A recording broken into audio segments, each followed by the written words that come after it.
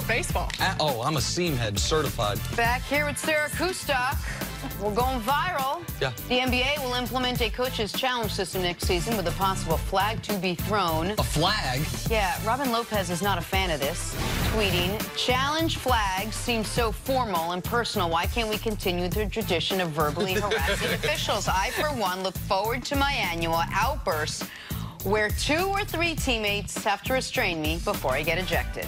It's going to be so much fun to watch him and his brother on the same team. I love the Lopez brothers, the twins. I know them very well. They love to jab at each other. I would consider going to cover the Bucks just so I can watch these two. No, they're going to be I should great. make jokes. Yeah, I couldn't imagine being a twin, man. I just, that would be a tough deal. Well, why? Let's get deep. Let's go Obviously, into. we have Let me hear more. twice of this. Hold on, let me hear more. I want to get into psychology. Why would it be a tough deal? It's because I'm a lot. I don't think the world needs two of you. No. Oh, so tough on the world. I thought you meant Not tough on you. Would you enjoy No, it? it ain't gonna be tough. Tough on him, living up to me. But I mean, I'm straight. I mean, I'm cool. What if the twin was the better? Yeah. What if all of a sudden the twin version of Chris Carter is just slightly better? That might have been the plan, but some type of way in fighting to get out here to the world, I would have. Oh, I'm a fighter now, man. When you can make it from the 7 kids housing project that I made it from, oh, those technicalities are. That's not technicality. Yeah. Oh no. Did you say you thought on your way out? You're a crazy person. So why duplicate that? Okay, touche. Moving on to LeBron and the Lakers now. Last week, it was reported that LeBron would be the team's de facto point guard next season. From there, a plethora of potential Laker lineups for this team were thrown around. This was all before we heard from the head coach. Yesterday at Summer League play, we heard from the head coach. Frank Vogel was asked about his team's lineup. Here's what he had to say. There's no decisions made on our starting lineup. No imminent plan to start LeBron at the point guard spot. A lot of different lineups and combinations have been discussed, but it's really way too early for any of that. He'll be a primary ball handler in our system the same way he has been his entire career, but we're certainly not going to ask him to do anything that he hasn't done his entire career. So, you know, it's going to be a situation of just putting all our guys in the best position to have success on the basketball court, and looking forward for it all to take place at the right time. All right, Sarah, let's break this down a little bit. You think that LeBron should be the Lakers' starting point guard? I love this, and I love this conversation every time this news came out. Every time we have the same one. Well, no. But it just when this news came out, and I talked to a lot of players, coaches, and it's almost been laughable because it's like LeBron has been a point guard essentially his entire career, and we see so much. I understand that you need to put in your rosters and put in your starting lineups, but it's more formality. It's a traditional way. It's a traditional way. But the NBA right now is anything It's but. positionless, and it's absolutely, and it's been that way. And I'll never forget last year when the Lakers were coming to play Brooklyn, and it was a story heading in that LeBron was going to play point guard that night, and it was the first time that he'd been slotted in the roster. And it's the same story of, okay, fine, so you're writing him in the starting lineup. The question often comes with the position you're playing, who are you guarding? I do not think that LeBron James is going to be guarding the opponent's starting point guard. But yeah, do you want the ball in his hands? Of course. Is he an excellent option given who else they could put in the lineup? I think this is something that when you have LeBron James on the floor, you have the opportunity to play him at 1 through 5, and you're going to utilize him in creative ways as has been done the entirety of his career. I do think, though, as Frank Vogel said, which is you shouldn't be in a lot of this is media, a lot of it's speculation. It's going to continue when you get into preseason training camp and people are able to see kind of the way you're running things and who you're putting in. But to necessarily set a starting lineup or even be discussing it at this point in July, it is early. Let guys compete. Let guys compete for roles and positions. And then once you start to solidify that in training camp, guys will understand their roles, where they're going to slot in, and they need to be flexible, understanding you're going to utilize different lineups given the fact that LeBron James has got the versatility of playing I'm so every glad position. you said that, because there's so many people that do these shows. They want to take competition out of sports. They just want a free ride. They just want, oh, let's move this guy here. What you're going to...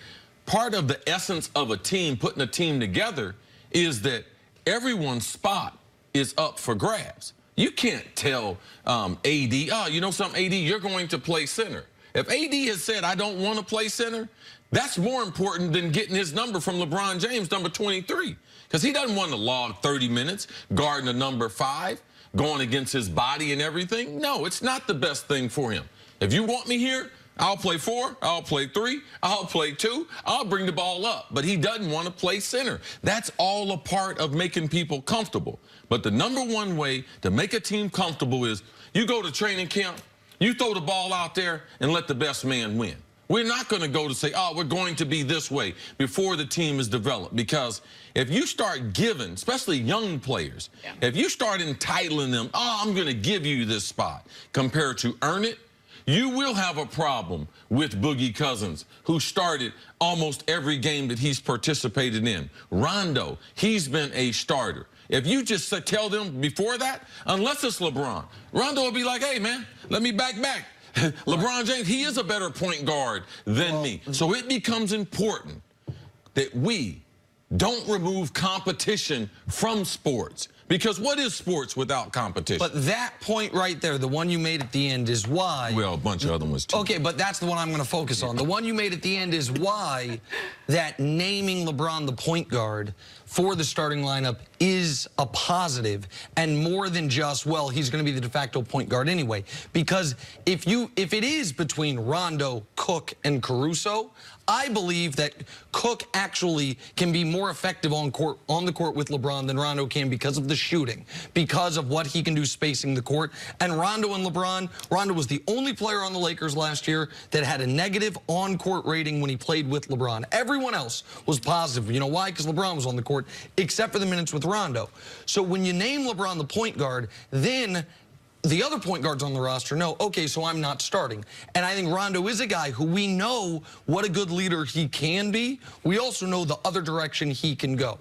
But the problem for the Lakers could be, you mentioned competition, see, and I respect it, but we know 3 of their starters. We know it. We know LeBron's starting. We know Anthony Davis is starting. We know Danny Green is starting. There's no question about it. The salaries dictate that. Their status in the league dictates that. I keep being told they are going to start a center, that they're not going to do what I think the best lineup is, which is AD at center, that they're going to start a center. So that we don't know who, Boogie or JaVale. So that leaves 1 spot left. And is that going to be Kuzma? Probably should be Kuzma. If it is Kuzma, he has to get back to being a good three-point shooter. Last year, he was one of the worst in the league on open threes, 31%.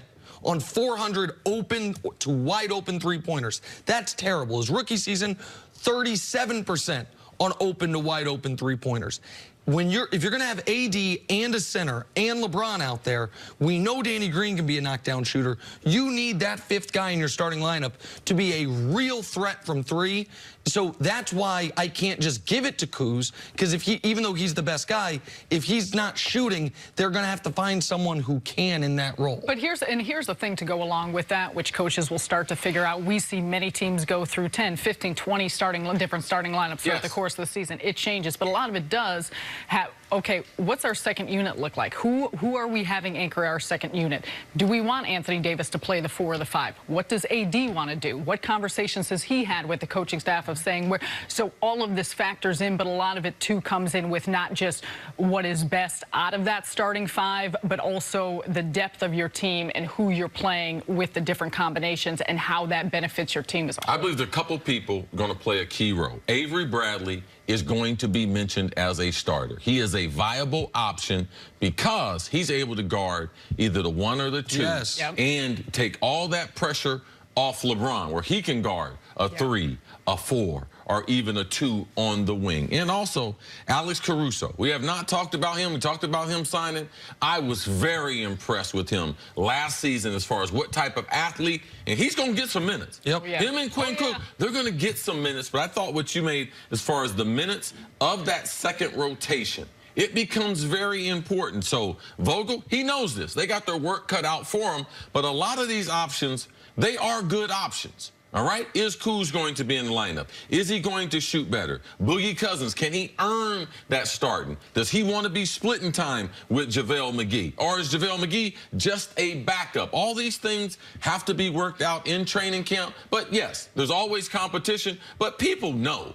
It's obvious. There's only a couple spots available with LeBron, with AD. Besides that, Danny Green, yes, but he still has to have an impressive training camp. Frank Vogel may know what his options are, but that doesn't alleviate the pressure of being there and making the right choices, of putting the right lineup out there, trying to make AD happy. He doesn't want to play the 5, trying to make LeBron happy with the point, trying to make Kuz happy by play. That's a lot of pressure to place on a first-year coach with the Lakers. I don't think pressure is the right word to use. This is a great opportunity. Yeah. Tell me when he had a better roster.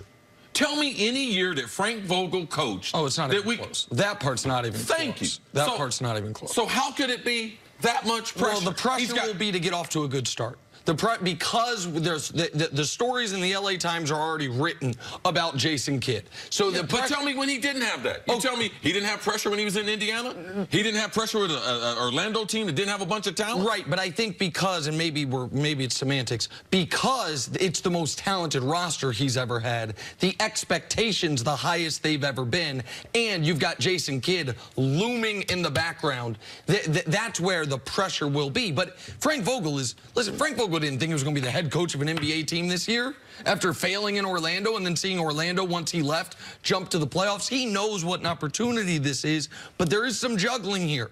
There is, you mentioned Avery Bradley. When the starting lineup I think most people expect is LeBron, Danny Green, Kuzma, Anthony Davis, and a center. In that starting lineup, who guards the opposing point guard?